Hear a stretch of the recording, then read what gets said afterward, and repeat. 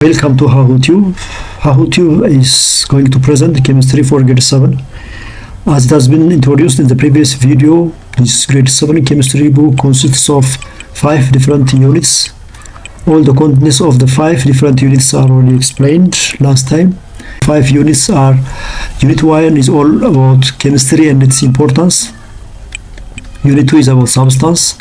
Unit 3 is about the language of chemistry.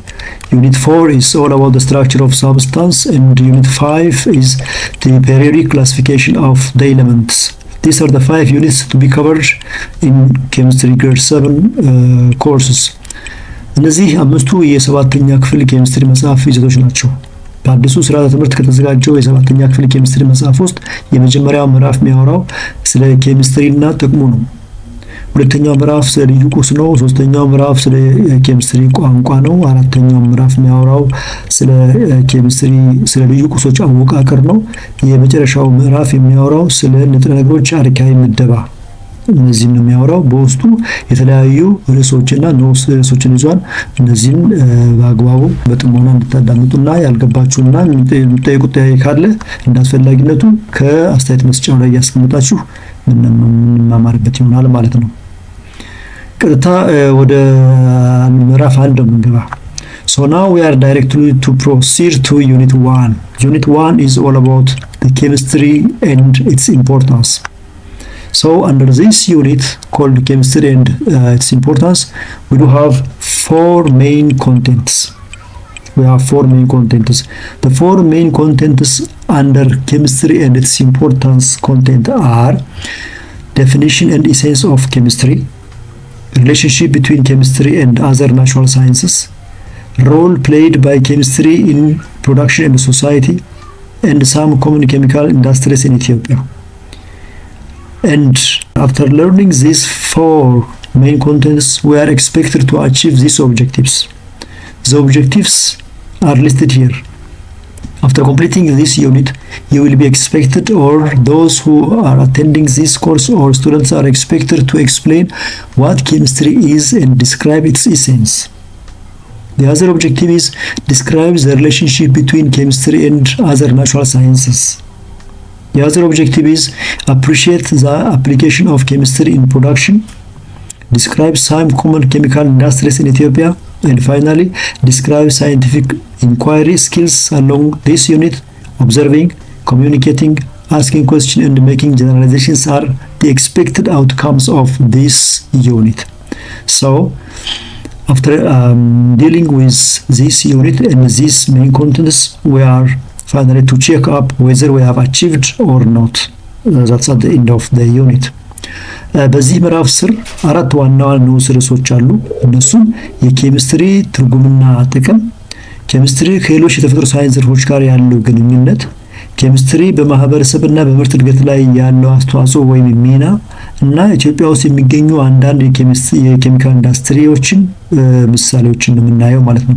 እንግዲህ በአጠቃላይ ይሄኛውን ትምህርት ከሸፈን በኋላ የሚጠበቀው ምንድነው? እነዚህ ከተሸፈኑ በኋላ መጨረሻ ላይ ከእያንዳንዱ ተማሪ ምን ይጠበቃል? እነዚህ ዓላማዎችን ከግብ ማድረስ ይጠበቃል ማለት ነው። ምንድናቸው? የኬሚስትሪን ትርጉምና ጥቅሙን መግለጽ፣ ኬሚስትሪ ከሌሎች የተፈጥሮ ሳይንስ ዘርፎች ጋር ያለውን ግንኙነት ማብራራት፣ ኬሚስትሪ በምርት እድገት ላይ ያለውን አስተዋጽኦ ማድነቅ፣ ኢትዮጵያ ውስጥ የሚገኙ የኬሚካል ኢንዱስትሪዎችን መግለጽ እና በመጨረሻ የሳይንቲፊክ ኢንኳይሪ ወይም ሳይንሳዊ ጥናትን በተመለከተ የሚደረጉ ክህሎቶችን ማዳበር ነው። ለምሳሌ ምልከታ፣ ኮሚኒኬቲንግ ወይም ተግባቦት፣ asking questions ጥያቄ መጠየቅና making generalizations እነዚህ ማጠቃለያዎችን መስጠት። በአጠቃላይ እነዚህ አምስቱ ይሄን ርዕስ ከተማርን በኋላ የሚጠበቁብን ዓላማዎች ናቸው ማለት ነው። ስለዚህ እነዚህ ዓላማዎች ለማሳካት ነው እነዚህ ልጆች ተምረን እነዚህ ዓላማዎች ለማሳካት ነው ይሄ ትምህርት ያስፈልገው ማለት ነው። በዚህ መሰረት እንግዲህ ቀጥታ ወደ ምዕራፉ የመጀመሪያ ክፍል ነው የምንገባው ማለት ነው። So let's have the first startup activity here. It says your teacher will provide you with the following materials which are commonly found in environment. Here we have water, sand, charcoal, ash, paper, salt, sugar, chalk, and soap. These are the materials given. Observe the form, color, odor of each material. Also notice what you feel while rubbing it between your thumb and fingers. How do these materials differ from each other? Water from sand, sand from charcoal, charcoal from ash. And why does each material differ from others? So here we are going to say how and why. Why do they differ and how do they differ? So these are the materials. እዚህ ላይ ምንድን ነው የሚለው ለመነሻ ያክል መምህራችሁ ይህንን እነዚህን ቁሳቁሶች ይሰጧቸዋል፣ ያቀርቡላቸዋል። ለምሳሌ ውሃ አለ፣ አሸዋ፣ ከሰል፣ አመድ፣ ወረቀት፣ ጨው፣ ስኳር፣ ቾክና ሳሙና ይሰጧቸዋል። እነዚህን እያንዳንዳቸውን ቀለማቸውን፣ ፎርማቸውን፣ ጣዕማቸውንና ያሰሩበትን አጠቃላይ ነገር እንድትገነዘቡ ነው የሚፈልገው በመነካካትም ጭምር። ከዛ በኋላ እነዚህ እያንዳንዳቸው እንዴት ነው የሚለያዩት? አንዱ ከአንዱ በምን ይለያል? እንዴት ይለያል? እና ለምን ይለያል? ለምሳሌ ውሃ ከአሸዋ ለምን ይለያል? እንዴት ይለያል? አሸዋ ከከሰል በምን ይለያል? እንዴት ይለያል? እነዚህን ነው የምናየው ማለት ነው። ስለዚህ በአጠቃላይ እነዚህን ካይን በኋላ after the discussion share your ideas ተለዋውጡ የሚለው እንግዲህ እዛችሁ ላይ ስለሆነ እኛውን ዲስከስ ማድረግ ነው። The next thing here is the history note. In every unit we do have the history notes. The first unit history note is all about Democritus. The Greek philosopher Democritus proposed the concept of atom more than 2000 years ago. He spent the wealth he inherited from his father on travel to distant countries to satisfy his thirst for knowledge. He traveled to Asia, was even said to have reached India and Ethiopia. ይሄኛው ታሪክ የሚያወራው በእያንዳንዱ ምዕራፍ ላይ ታሪኮች ይነሳሉ። አንዳንድ ታሪኮች አሉ። ይሄ ሰውዬ ዲሞክራቶስ ነው የሚባለው። ዲሞክራቶስ የግሪክ ፈላስፋ ነው። ስለ አተም ነው ያጠናው። ነገር ግን ከቤተሰቦቹ ባገኘው ውርስ የተለያዩ ሀገሮችን ዞሯል። ከዞረባቸው ሀገሮች መካከል አንዷ ኢትዮጵያ ነች። ይሄን ጭምር ታሪክ ለማስታወስ ያክል ነው። ይሄን እንደዚህ ካል ወደሚቀጥለው ስንሄድ definition and essence of chemistry. So after completing this section 1.1, you will be able to define chemistry and explain the essence of chemistry. ይሄንን ምርጭኛዋን ነው ስርስ ከተማርን በኋላ እንደሚጠበቀው ከኛ ኬሚስትሪን መተርጎምና ጥቅሙን ማብራራት ወይም መግለጽ ነው ማለት ነው። Definition of chemistry. So here it says form a group and discuss the general concepts of following phrases and interrelationship between them. Here we have the phrase called natural science, behavior of materials, study of materials, study of nature. And here we have natural science and chemistry. So these concepts leads us to the definition of chemistry. Let's come to this point. Here we have some common substances around us. Here we have milk. Let me make it a bit bigger. So here we have milk, soap, sugar, oil, water, tea, coffee, and salt here. So using these materials around us, we are expected to answer the following questions. Here it says which of the materials or substances are liquid and which of them are solid at room temperature. From the given materials above, which one are solids and which one are liquid at room temperature? By the way, what's room temperature? Yeah, often we heard the term room temperature. Room temperature is nothing but is a comfortable temperature at room, which is not quite freezing, it's not quite hot. It is the normal temperature or the comfortable temperature at the room. So based on this concept, we are expected to identify liquid and solid from the given substances around us here, or which are listed on there. The other is what difference do you observe between water and milk? Here we have water. This is water, and here we have milk. What is the difference between water and milk? This is to be understood. And between sugar and table, here we have sugar, and here we have table salt. What is their difference? So we are expected to see the difference between each substances, for it is the core concept of defining chemistry.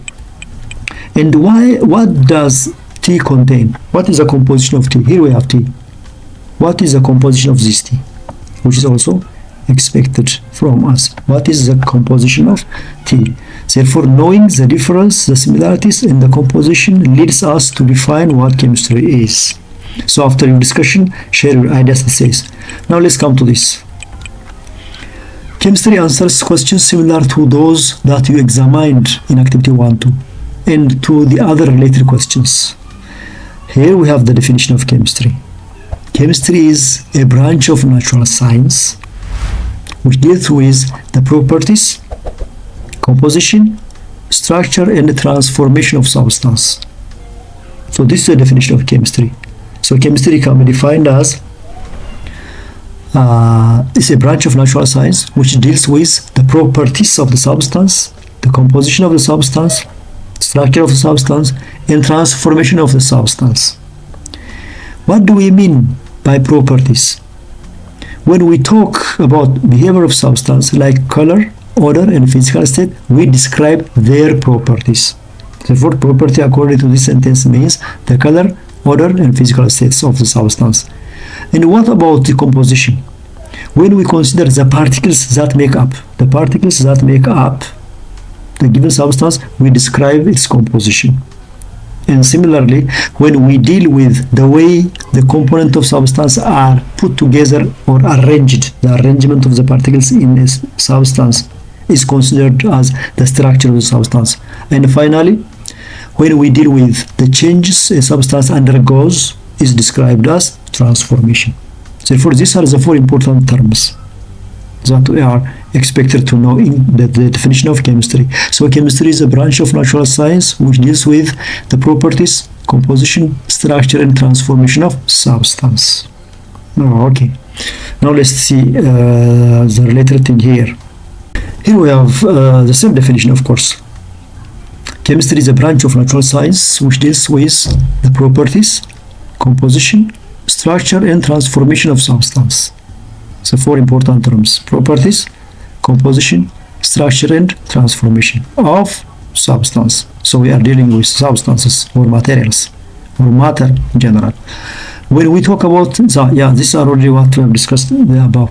Now let's try to see this in the following example. Here we have the example of substance or material or matter. This is a well-known material in our classroom, which is commonly called chalk. Let's take this single chalk and try to see the difference between these different terms in the definition of chemistry.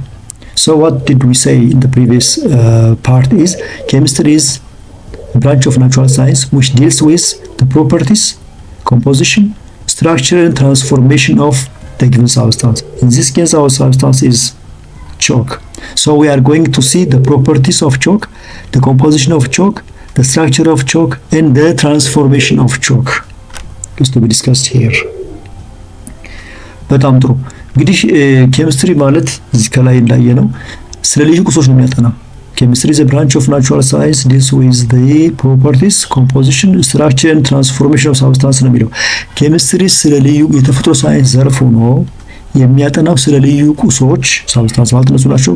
ስለ ልዩ ቁሶች ባህሪ፣ ስሪት፣ አወቃቀርና ለውጥ እና የለውጥ ሂደት የሚያጠና የተፈጥሮ ሳይንስ ዘርፍ ነው። እነዚህ አራቱ ዋና ዋና ቃሎች ናቸው። ፕሮፐርቲስ ባህሪ ማለት ነው፣ ኮምፖዚሽን ስሪት ነው፣ ስትራክቸር አወቃቀር ነው፣ ትራንስፎርሜሽን ለውጥ ነው። ስለዚህ የልዩ ቁሶችን ባህሪ፣ ስሪት፣ አወቃቀርና ለውጥ እና የለውጥ ሂደት የሚያጠና የተፈጥሮ ሳይንስ ዘርፍ ኬሚስትሪ ይባላል። በዚህ መሰረት ቀጥሎ ያለው ምሳሌ ለማየት ነው እዚህ ላይ ያስቀመጥነው። ይሄ ልዩ ቁስ ነው፣ ቾክ ነው። ይሄኛው ቾክን ማወቅ የለም በየክፍላችን በጥቁር ብላክቦርድ ላይ የምንጽፍበት የምንጠቀመው ቾክ ነው። ከምሳሌዎቻችን አድርገን የወሰድነው እንጂ የተለየ ነገር የለውም። ድንገት የተመረጠ ነው ይሄኛው። ስለዚህ እዚህ ላይ የቾክን ኬሚስትሪ ትርጉም ለመስጠት የቾክን ባህሪ፣ የቾክን ስሪት፣ የቾክን ስትራክቸር እና የቾክን ለውጥ ነው የምናየው ማለት ነው። የተለየ ነገር የለውም። ኦኬ በዚህ መሰረት what's the property of this chalk? When we say property, we have two types of properties in this grade level: the physical property and the chemical property. The physical property of a substance is the one that we can describe using our sense organs, one of the sense organs, either by looking at its color, by its taste or odor, or by feeling it. Therefore, the physical property of this chalk can be described using those sense organs. If so, what is the color of the chalk? It's obvious that white. Therefore, the physical property of chalk can be described as white. It's brittle. The shape of the chalk is, we'll come to it next. And the physical property. So one of the physical property of this chalk is its color. The color of this chalk is white. The physical property. The other is it's when we feel the chalk, its softness is one of the physical property again. The odor is the other property. The taste is the other property. So these are all the physical properties of the chalk. One. The composition. What is the main composition of chalk? What is this chalk is made up of? Mainly, the chalk is made up of gypsum or calcium carbonate. Therefore, the composition of chalk in this case mainly is gypsum or calcium carbonate. Structure. How can we explain the structure of the chalk? The arrangement of particles in the chalk. This chalk is, or the particles in the chalk are arranged or structured like a cylinder. Both in the series we have these things. Therefore, this is structurally cylindrical structure. The other is transformation.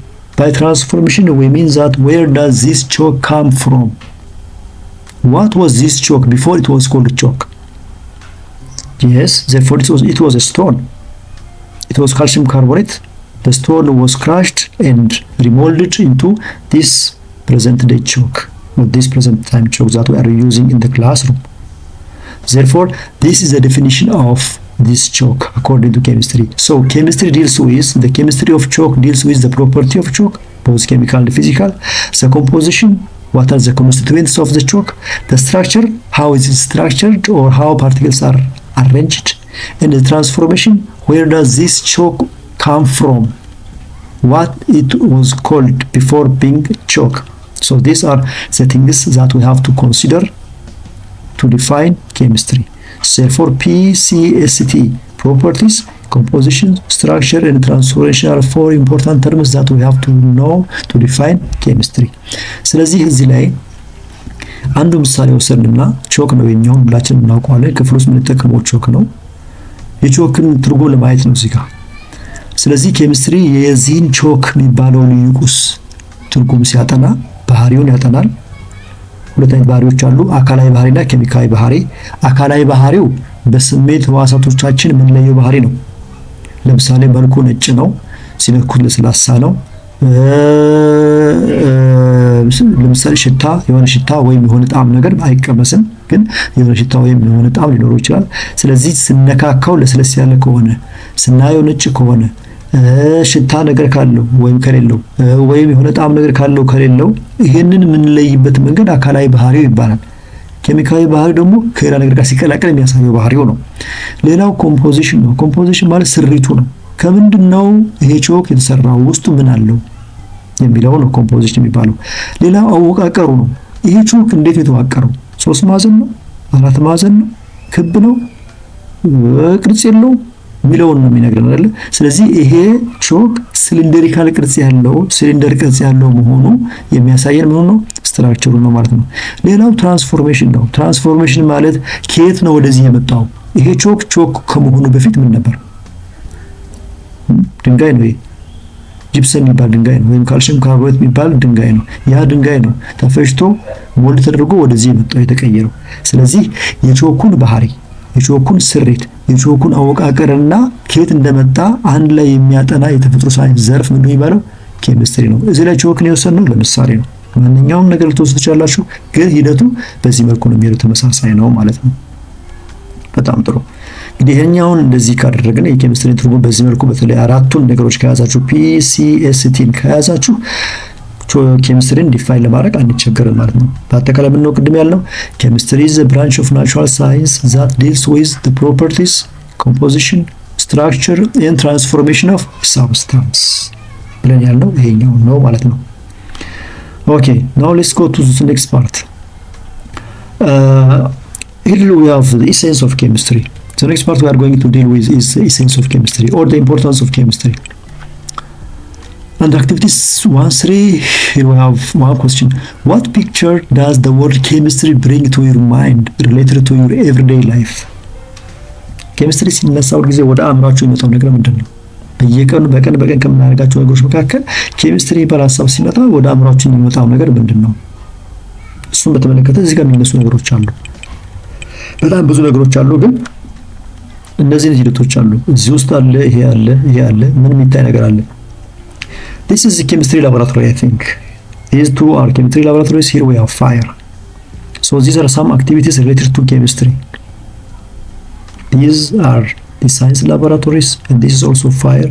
By the way, the history of fire and the history of chemistry coincides one another, because when fire first evolved, chemistry started the same time, it says in some books. Anyways, here are people making an experiment or conducting an experiment. So chemistry is an experimental science. Chemistry is an experimental science. It's mainly based on scientific laws that need observation and measurement. ኬሚስትሪ ሙከራ የተደገፈ ሳይንስ ነው። ብዙውን ጊዜ የሳይንሳዊ መርሆችንና ምርምሮችን በመከተል በምልከታና በልኬታ የሚተገበር የሙከራ የተመሰረተ ሳይንስ ነው ማለት ነው ኬሚስትሪ ማለት። ኦብዘርቬሽን ምልከታ ነው። እያንዳንዱ የምናደርገው ነገሮችን እንመለከታለን። ይሄ ልኬታ ነው ሜጀርመንት ማለት። Therefore, observations and measurements are the basic thing in experimental science called chemistry. Therefore, to do a scientific study of substance, experiments should be done. Experiments are planned activities carried out using certain equipment, apparatus, and chemicals. ስለዚህ ኤክስፐሪመንት ወይም ሙከራ ማለት በአግባቡ ተደራጅቶ ታቅዶበት የሚሰራ ነገር ነው። የተለያዩ ግብአቶችን በመጠቀም ለምሳሌ ኢኩዊፕመንት፣ አፓራተስ፣ ኬሚካልስ ይባላሉ። ሌላ ነገሮች አሉ። በነገራችን ላይ ኢኩዊፕመንት እና አፓራተስ ኢኩዊፕመንት is more general than apparatus. For instance, if you take safety equipment, under safety equipment you have eye goggles, gloves, gowns, boots, and the legs. So equipments are more of general, and apparatus are. So these are the equipments, the glassware equipments. Under those glassware equipments we have apparatuses like beaker, test tubes, cylinders or measuring cylinders, conical flasks. These are the apparatus that we are going to use in the laboratory for conducting an experiment. And these are chemicals. These are chemicals. We will try to see about chemicals in the meantime. Okay, now these are some of the equipments and the chemicals used in the chemistry laboratory. እነዚህ የምንጠቀማቸው ኬሚካሎች እና ኢኩዊፕመንቶች ናቸው። እዚህ ጋር ኢኩዊፕመንት እና አፓራተስ ይላል። ኢኩዊፕመንት ማለት ጠቅለል ያለው ነው። አፓራተስ በስሩ ያለው በዝርዝር ያለው ነገር ነው። አሁን ይሄኛው በብርጭቆ የተሰሩ ኢኩዊፕመንቶች ናቸው። አንድ ላይ ጠቅለል ያሉ የብርጭቆ ውጤቶች ናቸው። እያንዳንዳቸው ይሄኛው ቢከር ነው፣ ይሄኛው መፈተኛ ቱቦ ነው፣ ይሄኛው ሲሊንደር ነው፣ ይሄ ኮኒካል ፍላስክ ነው። እነዚህ አንድ ላይ እያንዳንዳቸው አፓራተስ ናቸው። ጠቅለል ሲል ኢኩዊፕመንት ይባላሉ። ሌላ ነገር የለውም። ለምሳሌ የደህንነት መጠበቂያ ኢኩዊፕመንት ይባሉ አሉ። እንደ ለአይን የሚደረግ ጎግል አለ፣ ቦት አለ፣ ገዋን አለ፣ ጓንት አለ። እነዚህ አፓራተስ ናቸው። ጠቅለል ሲል ግን ሴፍቲ ኢኩዊፕመንት ወይም የደህንነት መጠበቂያ መሳሪያዎች ይባላሉ። ኬሚካሎች ናቸው እነዚህ። ኬሚካል ማለት ምን ማለት እንደሆነ በዝርዝር በኋላ እናያቸዋለን ማለት ነው። So now let's come to this part. Using this equipment and chemicals, scientists perform laboratory experiments. Here are some basic skills and steps of experiment. እዚህ ከዚህ በታች የተቀመጡት ነገሮች አሉ። ሙከራ ወይም ኤክስፐሪመንት ስንሰራ የሚጠበቁብን ክህሎቶች እና ደረጃዎች አሉ። ክህሎት this is the skill that we need and the step we are going to follow. Here the first thing is observation and measurement are made during experiments. በሙከራ ጊዜ እይታና ልኬታ ይካሄዳል። ማየት ያስፈልጋል፣ በአግባቡ መመልከት ያስፈልጋል። ይሄ አንዱ ነገር ነው። ስለዚህ በቤተ ሙከራ ውስጥ ሙከራ በሚሰራበት ሰዓት እይታና ልኬታ አንዱ ነገር ነው፣ የመጀመሪያው ነው። During and after the experiment the results are recorded. ይሄ ደግሞ ሁለተኛው ነው። After observing and measuring we have to record. ስለዚህ ከሙከራ በፊትና ከሙከራ በኋላ ያንዳንዱ ያየነውና የሰራው ነገር ይደረጋል፣ ይመዘገባል። These results are presented in a systematic way. For example, as charts, graphs, and tables of data. እነዚህ የተመዘገቡት ነገሮች ይደራጃሉ። በሰንጠረዥ መልክ፣ በግራፍ መልክና ቻርት መልክ እነዚህ ይደራጃሉ ማለት ነው። ይሄ ሶስተኛው ነው። and finally collected data, recorded data and collected data are carefully analyzed to make conclusions and to formulate a theory. መጨረሻ ላይ ንድፈ ሐሳቡን ለማጠቃለል እነዚህ የተያዙ ነገሮች በሙሉ ይተነተናሉ። ከላይ ያያዝናቸው ያየናቸውና የለካናቸው የመዘገብናቸው ያደራጀናቸው አንድ ላይ ይተነተኑና ወደ ምን ይቀየራሉ? ወደ ንድፈ ሐሳብ ወይም ወደ ጽንሰ ሐሳብ ይቀየራሉ ማለት ነው። So the collected data are carefully analyzed to make conclusion and to formulate a theory. This is all. So the other thing that we are going to see in this unit, this subunit, is the essence of chemistry. The essence of chemistry or the importance of chemistry. Chemistry ለምንድን ነው የሚጠቅመው የሚለውን ነው የምናየው። The essence of chemistry refers to the most important qualities such as satisfying social needs. አንዱ ይሄ ነው, satisfying the social needs. This is one of the essence of chemistry. Satisfying the social needs by producing new materials. አዳዲስ ነገሮችን በመፍጠር የማህበረሰቡን ፍላጎት ማርካት አንዱ የኬሚስትሪ ጥቅም ነው ማለት ነው። So one of the essence of chemistry is satisfying social needs by producing new materials. The other is searching for solutions to problems of mankind. ችግር መፍታት ነው አንዱ ሌላኛው መንገድ የኬሚስትሪ። Therefore searching for solutions to problems of mankind. ችግር መፍታት አንደኛው ነው። Relying only on experimentally proved facts. This is also another essence of chemistry. ስለዚህ የኬሚስትሪ ጥቅሞቹ እነዚህ ናቸው። የሰው ልጅ ችግር መፍታትና አዳዲስ ነገሮችን መፍጠር ነው። ለማህበረሰቡ የሚጠቅሙ ጉዳዮችን ማምጣት ወይም ማመንጨት ነው። በዚህ መሰረት እዚህ ላይ we do have exercises here. List some applications of chemistry in your daily life. It says, what do we mean by the term experiment, laboratory, chemistry? What are some of the activities performed during experiment? By the way, all the exercises, including the review exercises, are to be presented in another video in detail. Now let's come to the relationship between chemistry and other natural sciences. Concerning the relationship between chemistry and other natural sciences, we do have these activities. After completing this section, you will be able to discuss the relationship of chemistry with physics, biology, and geology. What is physics? What's biology? And what's geology? These are the points that we have to see in detail, for they are quite interrelated with chemistry. So let's come to this activity. It says, consider water in a bucket that is kept outdoors. 3 students are interested in analyzing this water in the following different aspects. በባልዲ ውሃ አለ ውጪ። 3 ተማሪዎች በዚህ ውሃ የተለያየ ነገር የተለያየ ሐሳብ የተለያየ ትንተና ሊሰጡ ተዘጋጅተዋል ቢለው ከነዚህ መሃል the first student wants to study the microorganisms that might be found in the water. ውሃው ስላለው ደቂቅ አካል ማወቅ ፈለገ አንዱ ልጅ። One of the students wanted to study the microorganisms that might be found in the water. The second student wants to investigate the amount of force required to lift the bucket and to carry out it to various distances, and also to study the interaction of light ray in the water. Therefore, this is the need of the other student.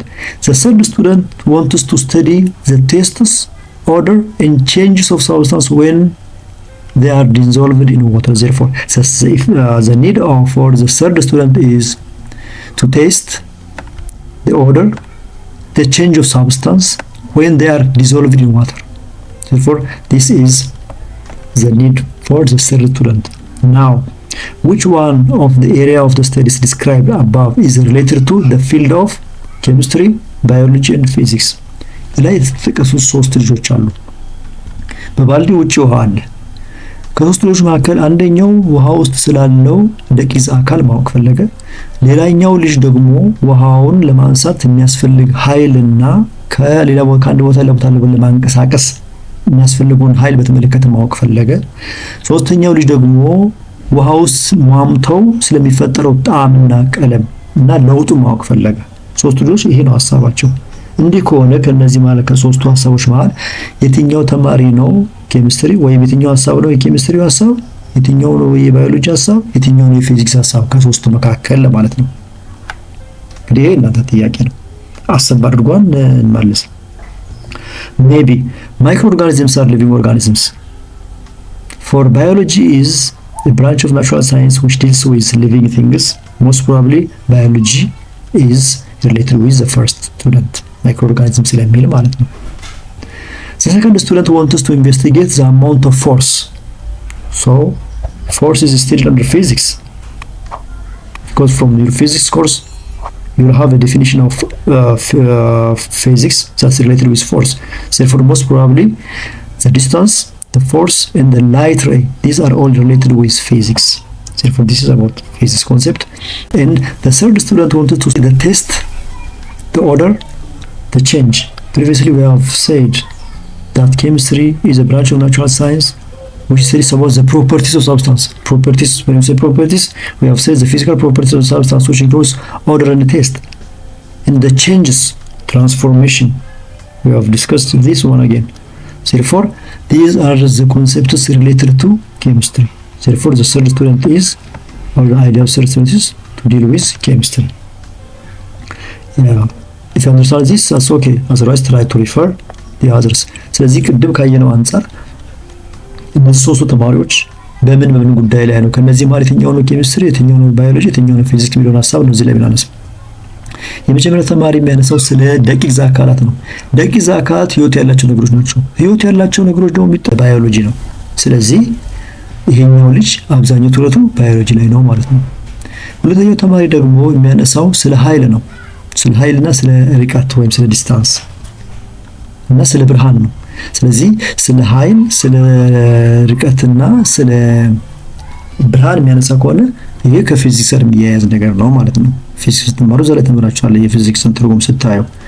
ሶስተኛው ተማሪ የሚያወራው ስለ ልዩ ቁሶች ጣዕም፣ ቀለም፣ ለውጥ እና የመሳሰሉ ነገሮችን የሚያወራው። ቅድም እንዳልነው ኬሚስትሪ የሚያጠናው ስለ ልዩ ቁሶች ባህሪ፣ ስለ ልዩ ቁሶች ስሪት፣ ስለ ልዩ ቁሶች አወቃቀርና ለውጥ ስለሆነ ለውጡን ሊያጠና የሚችለው የልዩ ቁሶችን ጉዳይ የሚያየው ኬሚስትሪ ነው። ስለዚህ ሶስተኛው ልጅ ከኬሚስትሪ ጋር የተያዘ ጉዳይ ነው ማለት ነው የሚያሳየው።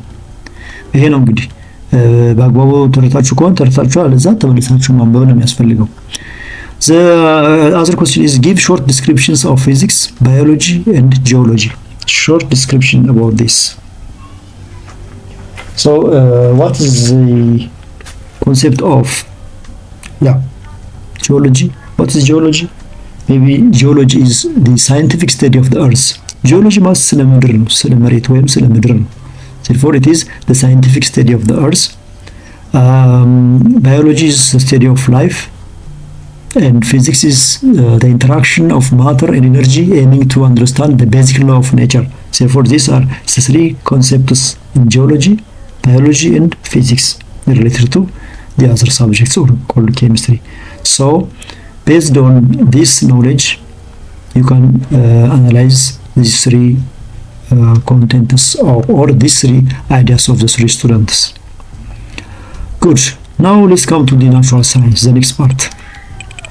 Natural science, it says natural science is the study of nature and natural laws. የተፈጥሮ ሳይንስ ስለ ተፈጥሮና ስለ ተፈጥሮ ህጎች የሚያጠና ነው። It includes fields such as chemistry, biology, physics and geology. ስለዚህ የተፈጥሮ ሳይንስ ማለት በተፈጥሮ ያሉና የተፈጥሮ ህጎች የሚያጠና ሆኖ የሚይዛቸው ትምህርቶች እነዚህ ናቸው። ባዮሎጂ፣ ኬሚስትሪ፣ ፊዚክስ ኤንድ ጂኦሎጂ። እያንዳንዳቸው ቅድም አይተናል። እኛው ስለ ምድር ነው፣ እኛው ስለ ማተር ኤነርጂ ነው የሚያጠናው፣ እኛው ስለ ልዩ ቁሶች ባህሪ፣ ስሪት፣ አወቃቀርና ለውጥ የሚያጠና ነው፣ እኛው ህይወት ስላላቸው ነገሮች የሚያጠና። እነዚህን አንድ ላይ አጠቃለው ነው እንግዲህ የተፈጥሮ ሳይንስ የሚያጠናው ማለት ነው። These fields of study in natural science are closely interrelated. የተቆራኙ ናቸው። እነዚህ አራቱ አንድ ላይ የተቆራኙ ናቸው። There are no distinct boundaries between them. Here they are interrelated. እዚህ ጋር ተቆራኝቶ ነው የሚያሳዩ። ፊዚክስ ከኬሚስትሪ ጋር፣ ባዮሎጂ ከኬሚስትሪ ጋር፣ ጂኦሎጂ ከኬሚስትሪ ጋር ተቆራኝቶ ነው የሚያሳየው። ኬሚስትሪ and biology are closely related with branches of natural science. For example, both biology and chemistry are integrated in biochemistry, which studies the chemical composition. composition is chemistry. Structure and the reaction of compound is found in living organisms. ስለዚህ ባዮሎጂው ሊቪንግ ኦርጋኒዝም ጋር ነው የሚሄደው፣ ኬሚስትሪው ደግሞ ከኮምፖዚሽን ስትራክቸር ጋር ነው። ስለዚህ አንድ ላይ ያዋሃዳቸውና ባዮኬሚስትሪ ይፈጠራል ማለት ነው። therefore there is an interrelated field called biochemistry between chemistry and biology. Here one thing you have to know is chemistry is the central science. It's obvious that chemistry here is found at the center, and hence it is called the central science because it interrelates the other natural science fields. So the interrelationship between chemistry and physics is physical chemistry, which is geochemistry between geology and chemistry, and here we have biochemistry between biology and chemistry. So this is the relationship between chemistry and other natural sciences. So these three sciences together with chemistry are interrelated. They cannot exist isolated. They are all interrelated to one another. እዚህ ላይ የምናያቸው ኬሚስትሪ ማዕከላዊ ሳይንስ ነው። ከፊዚክስ ከባዮሎጂ እና ከጂኦሎጂ ጋር አብሮ የሚሄድ ነው። በጋራ የሚያጠኑ ትምህርት አለ። ለምሳሌ ኬሚስትሪ ከባዮሎጂ ጋር ባዮ ኬሚስትሪ ያጠናል። ኬሚስትሪ ከፊዚክስ ጋር ፊዚካል ኬሚስትሪ ያጠናል። ኬሚስትሪ ከጂኦሎጂ ጋር ጂኦ ኬሚስትሪ ባል ነገር ያጠናል። ስለዚህ አንዱ ከአንዱ የሚለያይ ነገር አለ። የተያያዙ ናቸው። ብቻውን የሚሄድ ነገር የለም። ኬሚስትሪ ካለ ባዮሎጂ አለ፣ ባዮሎጂ ካለ ጂኦሎጂ አለ፣ ጂኦሎጂ ካለ ፊዚክስ አለ። የተያያዙ ወይም የተቆራኙ ናቸው ለማለት ነው እዚህ ጋር የተቀመጠው ነገር። ኦኬ ይሄን በተመለከተ አንድ እንትን ማየት እንችላለን። Here we have let's take relationship between chemistry and other natural science. So chemistry is often called the central science. እዚህ ጋር ኬሚስትሪ ሴንትራል ሳይንስ ነው ብለናል። አስተማሪ ቀደም ያነሳው ነገር ነው። Therefore for chemistry is considered to be the central science because it is found in the center. The disciplines that ties between physics and chemistry is called physical chemistry. Physical chemistry studies energy changes in reaction. It studies the energy change in reaction. Example, heat in combustion is studied under physical chemistry. Biochemistry explores chemical process in living organisms. Example, photosynthesis. Biochemistry ባለው የኛው ነው። So it explores chemical process in living organisms. Example, photosynthesis. Photosynthesis ምንድን ነው? ፎቶሲንተሲስ ማለት ብርሃን ተጻምሮ ነው። ብርሃን ተጻምሮ photosynthesis is a process of preparing food by plants in their leaves. Therefore photo in this case means light. Plants can prepare their food using light from the sun, carbon dioxide from the atmosphere, mineral and water from the soil, and finally prepare their own food using light. That's why it's called photosynthesis. ስለዚህ ብርሃን ተጻምሮ ማለት እጽዋቶች በቅጠላቸው አማካይነት ምግብ የሚያዘጋጁበት ሂደት ነው አይደል? ስለዚህ ፎቶ ማለት ብርሃን ነው። ከፀሐይ ብርሃን ይጠቀማሉ፣ ከአየር ካርቦን ዳይኦክሳይድ ይጠቀማሉ፣ ከመሬት ወይም ከአፈር ደግሞ ማዕድናትና ውሃን ተጠቅመው ምግባቸውን ያዘጋጃሉ። this process is called ብርሃን ተጻምሮ or photosynthesis የሚባለው እሱ ነው። And the other thing is geochemistry between chemistry and geology. It examines chemical composition of rock and minerals. Examines the chemical composition of rocks and minerals. ድንጋዮችና ማዕድናትን የያዘ ኬሚካል ኮምፖዚሽን የሚመራመር ነው ይሄ ጂኦ ኬሚስትሪ የሚባለው። ስለዚህ ሁለቱን ያጣምራል። ኮምፖዚሽን ቅድም ያለው ነገር ነው። ጂኦሎጂ ደግሞ ስለ መሬት የሚያጠና፣ መሬቱ ደግሞ ድንጋይና ማዕድናት አሉ። ስለዚህ መሬት ውስጥ ያለውን ድንጋይና ማዕድናትን ስርታቸውን የሚያጠና የኬሚስትሪ እና የጂኦሎጂ ጥምር እውቀት ምን ይባላል? ጂኦ ኬሚስትሪ ተብሎ ይጠራል ማለት ነው። ስለዚህ እነዚህ ነው አሁን ያየናቸው አንድ ላይ አድርገን በአጠቃላይ understanding these connections encourage to see science as a unified field, not isolated subject. ስለዚህ በዚህ መሰረት ሳይንስ ማለት ብቻውን ያለ ሳይሆን ተያያዘ አብሮ የማይነጣጠል ነገር መሆኑን የሚያሳይ ነው ማለት ነው ይሄኛው። So this is all about the interrelationship between chemistry with other natural science fields. Okay, now let's come to the other part, which is all about previously I told you that all the exercises are to be seen, to be answered in detail in other videos at the end of this unit. Now let's come to the third part. The third part, which is all about role played by chemistry in production in society.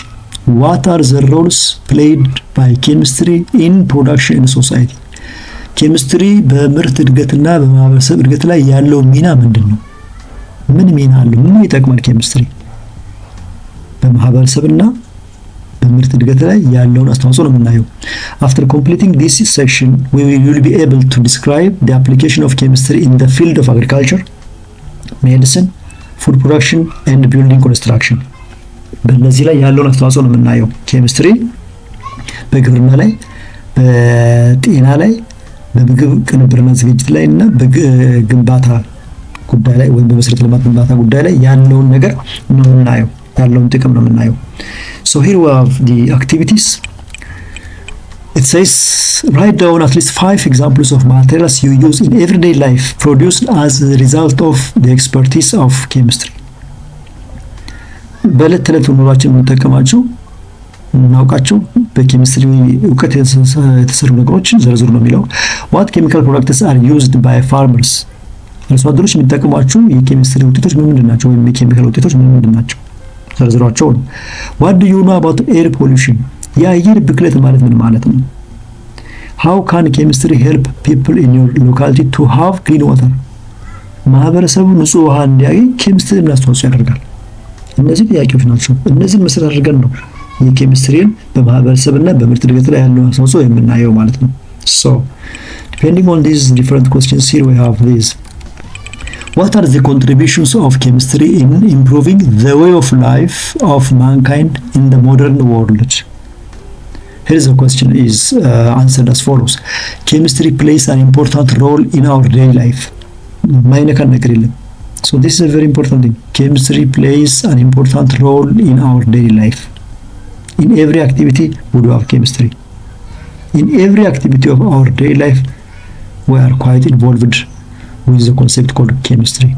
It's mainly concerned with the production of new materials of desirable properties and qualities to satisfy social needs.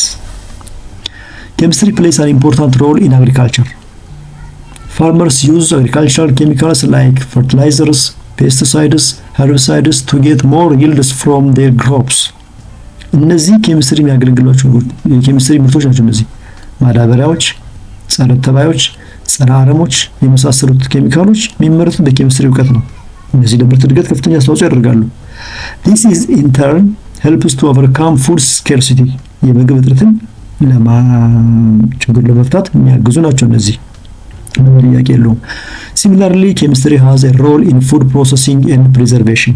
በተመሳሳይም ኬሚስትሪ በምግብ ማቀነባበርና በምግብ ጥበቃ ወይ ምግብን በፕሪዘርቭ ማድረግ ወይም በአግባቡ በመያዝ እና በማቀናበር ትልቅ አስተዋጽኦ ያደርጋል። Chemistry is widely applied in the production of medicines and drugs that are used to cure diseases like paracetamol, chloroquine and the likes. ስለዚህ ኬሚስትሪ አሁንም በጤናው ዘርፍ የሚሰራቸው ብዙ ነገሮች አሉ። የተለያዩ መድኃኒቶችን በማምረት ለምሳሌ እንደነ ፓራስታሞል እና ክሎሮኪን በማምረት ጤና ለመጠበቅ ያግዛሉ። ስለዚህ እነዚህም የኬሚስትሪ ውጤቶች ናቸው ማለት ነው። ሌላው ኬሚስትሪ helps the construction industry in the production of materials like cement, limestone, steel, iron, aluminum, glass and paints. ኬሚስትሪ በግንባታው ስራ ላይ የሚያደርገው አስተዋጽኦ አለ። ለምሳሌ ሲሚንቶችን በማምረት የኖራ ድንጋዮችን ወይም ጂፕሰምን በማምረት ብረቶችን፣ የአረብ ብረቶችን፣ የኖርማል ብረቶችን፣ አሉሚኒየም መስታወቶችን እና ቀለሞችን በማምረት ኬሚስትሪ አስተዋጽኦ ያደርጋል ነው የሚለው በግንባታ መስክ ላይ። The other important role of chemistry is the refining of petroleum to get a variety of fuels for motor vehicles, household and industrial purposes. ይሄ ደግሞ ነዳጅን በማቀነባበር ነው። ፔትሮሊየም ይሄኛውን በማጣራት ወይም ሪፋይን በማድረግ ለተለያዩ ቁሳቁሶች እንገለገልበታለን። ለምሳሌ መኪናዎች መንቀሳቀሱበት፣ ቤት ውስጥ የምንጠቀማቸው ነገሮች እነዚህ ሁሉ በነዳጅ የሚሰሩ ነገሮች ሁሉ እንዲንቀሳቀሱ የሚያግዘን የሚገኘው ነዳጅ ነው። ነዳጁ ደግሞ የሚጣራው በኬሚስትሪ ነው ማለት ነው። Chemistry also helps in manufacturing various products such as cosmetics. ይህም ሌላ አስተዋጽኦ ነው። ውበት መጠበቂያ፣ ቴክስታይልስ ጨርቃጨርቆች፣ ዳይስ፣ soaps and detergents እነዚህ ቀለሞች፣ ሳሙናዎችና እነዚህ ንጽህና ዕቃዎች፣ plastics, rubber and variety of metals, non-metals, acids, bases, alcoholic and non-alcoholic beverages, dry cells and car batteries. These all are produced by the knowledge of chemistry. So from these examples, we can conclude that any manufacturing activity requires chemistry. Finished. Therefore, there is no activity without chemistry. Everything is in relation with the concept of or the knowledge of chemistry. So in our day-to-day life, we are focusing everything with the concept called chemistry. It's also applied in the economical utilization of natural resources and in finding alternative products in place of scarce natural resources. Furthermore, chemistry is involved in discovering the cause and effect of environmental pollutions, thus contributing to overcome pollution problems. ይህም ሌላው ጉዳይ ነው። የአካባቢ ብክለት ላይ የሚደረጉ ችግሮችን ለመቅረፍ የሚያደርገው አስተዋጽኦ አለው ብዙ። እሱንም በኋላ እናየዋለን። ምክንያቱም አሁን በአሁኑ ሰዓት አየር ይበከላል፣ ውሃዎች ይበከላሉ። እነዚህ የሚበከሉ ነገሮችን በአግባቡ እንጠቀም ወይም ከብክለት ለማዳን ኬሚስትሪ የሚያደርጋቸው አስተዋጽኦዎች አሉ። እሱም አንዱ የኬሚስትሪ ጥቅም ነው ማለት ነው። ስለዚህ እነዚህ በተመለከተ እስኪ ደግሞ እዚህ ጋር ሌሎች ነገሮች አሉ። let's say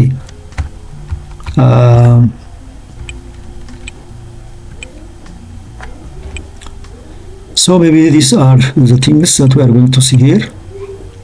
The role played by chemistry in production society. Let's add some examples. Some of the roles played by chemistry in production society are here. Chemistry improves quality of life by producing essential materials. For example, in agricultural sector, we have fertilizers, ማዳበሪያዎች አሉ፣ herbicides, አረም አጥፊያዎች አሉ፣ pesticides, ጸረ ተባዮች አሉ፣ increase crop yields and energy አይደለ? here we have fertilizers። ለምሳሌ ይሄ ነጩ ዩሪያ የሚባለው ነው። አብዛኛው ገጠር አካባቢ ያርሶ አደር ልጆች ታውቁታላችሁ። ነጩ ማዳበሪያ የሚባለው ይሄኛው ነው ዩሪያ። ይሄ ኬሚስትሪ ውጤት ነው። ይሄ ጥቁር የሚለው ዳፕ የሚባለው ነው። this is DAP. It's the other kind of fertilizer which improves the crop production.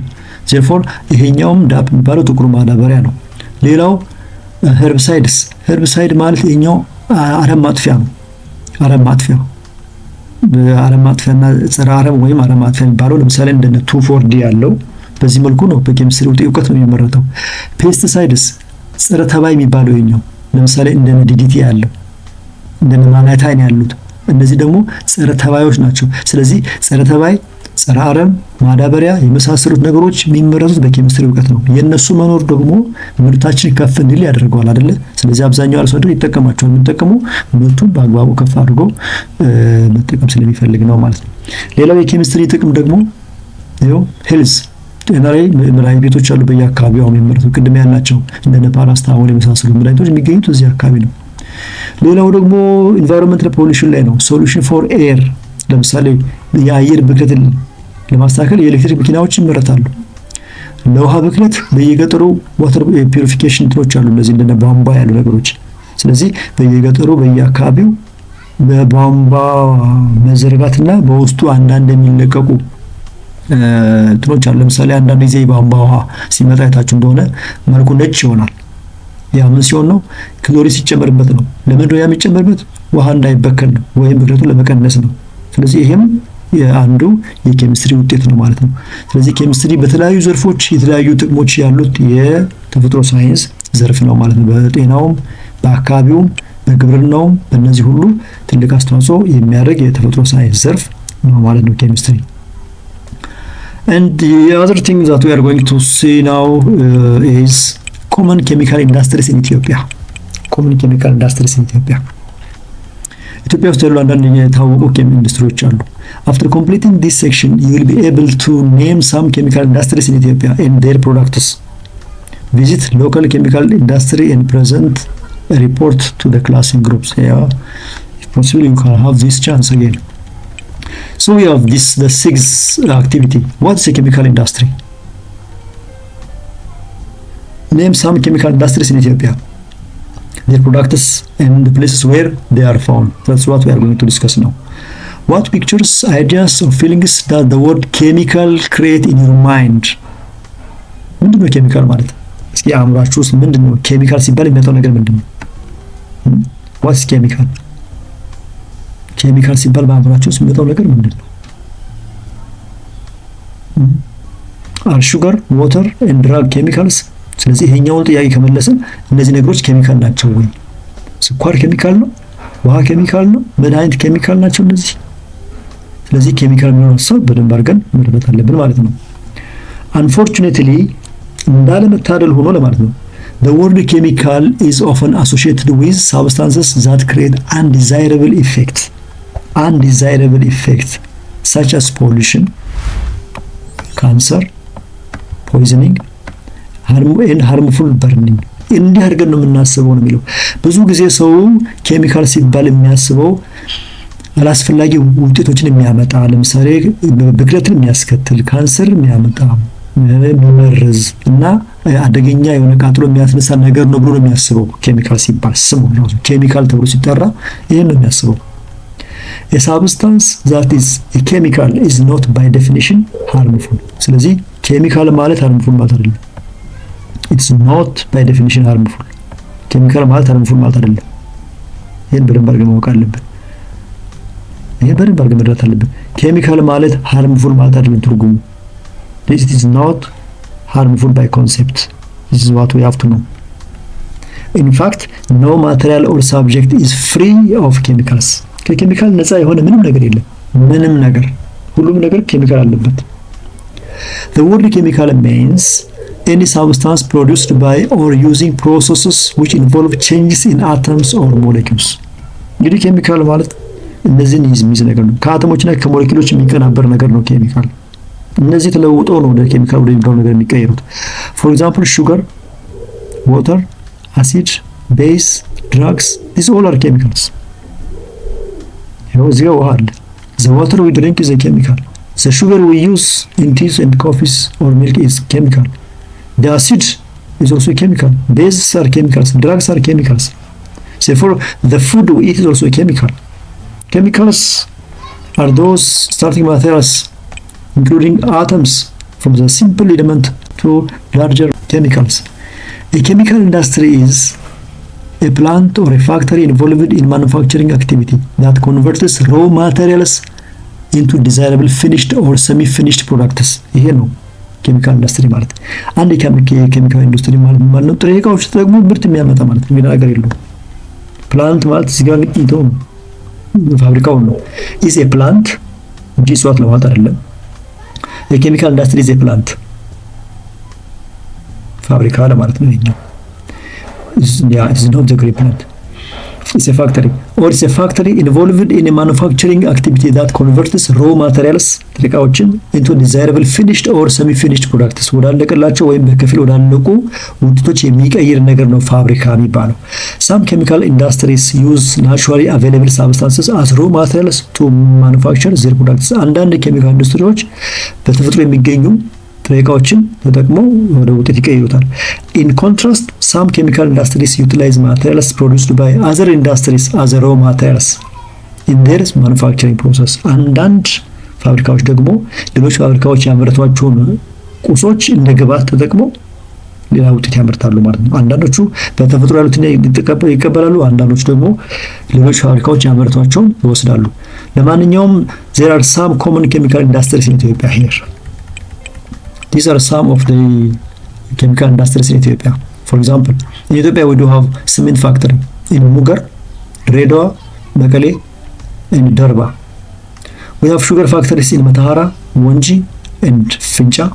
We have soap factories in Rapi and Gulele, paper and pulp in Wanji, pharmaceuticals in Addis Ababa and Adigrat, sulfuric acid and aluminum sulfate factory in Awash, Malkasa. We have caustic soda in Zeway, soda ash in Bulbula, tire in Addis Ababa, and textile in Kombolcha, Hawassa, Arba Minch, Bahar Dar, Redwa, and Almeda in Adwa. These are some of the chemical industries in Ethiopia. These are very few of the chemical industries in Ethiopia, and these are their locations.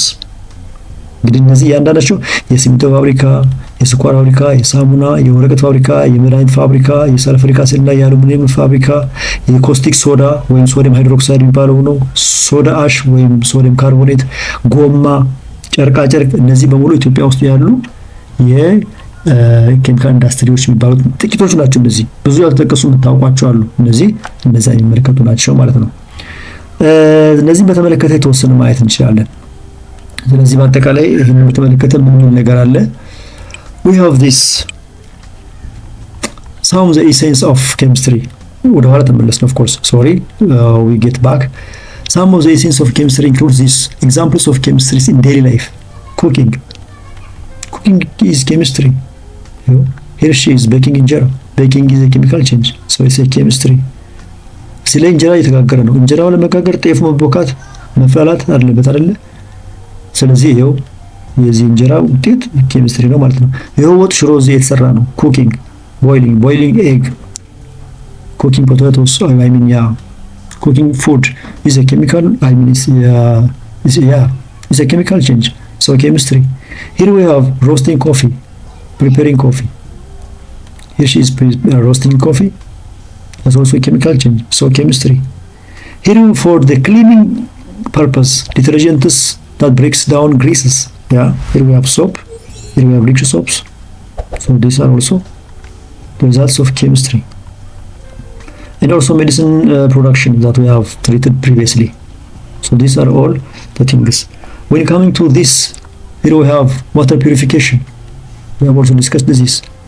Chemistry is vital for developing affordable water treatment method in rural areas where access to clean water is limited. Yeah, here we have the concept called chlorination that we have discussed previously. Chlorination ማለት ክሎሪን መጨመር ማለት ነው። ውሃው የተበከለ መስሎ ሲታይ ይታከማል። አብዛኛው በቧንቧ የሚመጣው ምንጭ ውሃ በክሎሪን የታከመ ነው ማለት ነው። እሱ አንዱ የኬሚስትሪ ውጤት ነው። The other is agricultural innovation. Highlight how fertilizers, example nitrogen based, boost Ethiopia's coffee and ጤፍ production. ጤፍ እና ቡና እና የመሳሰሉት የኢትዮጵያ አዝመራዎች ለነሱ የምንጠቀማቸው ማዳበሪያዎች ወይም ግብአቶች ለማለት ነው ቅድም እንዳልነው። But also mention sustainable alternatives like biofertilizers to reduce environmental impacts. የአካባቢን ብክለት ለመቀነስ ከምንጠቀማቸው ነገሮች መካከል አንዱ ባዮፈርቲላይዘር ነው። ባዮፈርቲላይዘር ማለት ሰው ሰራሽ ማዳበሪያ ማለት ነው። ይሄው እዚህ ጋር በተለምዶ ኮምፖስት እንበለው።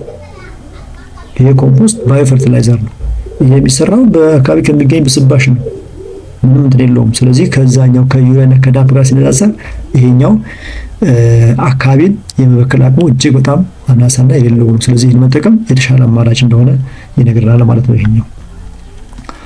So maybe this is all about the things. Finally we have this.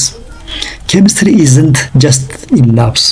It's in the injera we eat, the soap we use, and the coffee we drink. By understanding chemistry, we can solve problems, improve lives, and build a brighter future for Ethiopia and beyond. ስለዚህ ኬሚስትሪ ማለት ላቦራቶሪ ውስጥ ብቻ ያለ ነገር አይደለም። ከምንበላው እንጀራ ውስጥ አለ ኬሚስትሪ፣ ከምንጠጣ ቡና ውስጥ ኬሚስትሪ አለ፣ ከምንታጠብ ሳሙና ውስጥ ኬሚስትሪ አለ፣ በየሁሉም ነገራችን ውስጥ ኬሚስትሪ አለ። ስለዚህ ያለው ነገር የሚያዋጣው ምንድነው? by understanding chemistry we can solve problems. ኬሚስትሪን በደንብ አድርገን በመረዳት ችግሮችን መቅረፍ ነው፣ ህይወት መቀየር ነው። ስለዚህ መጪውን ጊዜ ብራይት ማድረግ ነው ማለት ነው። ተስፋ ያለው ነገር ማድረግ የሚቻለው በኬሚስትሪ ነው። ኬሚስትሪ የማያደርገው ነገር የለም። therefore thank you for joining me in exploring the science of everyday life.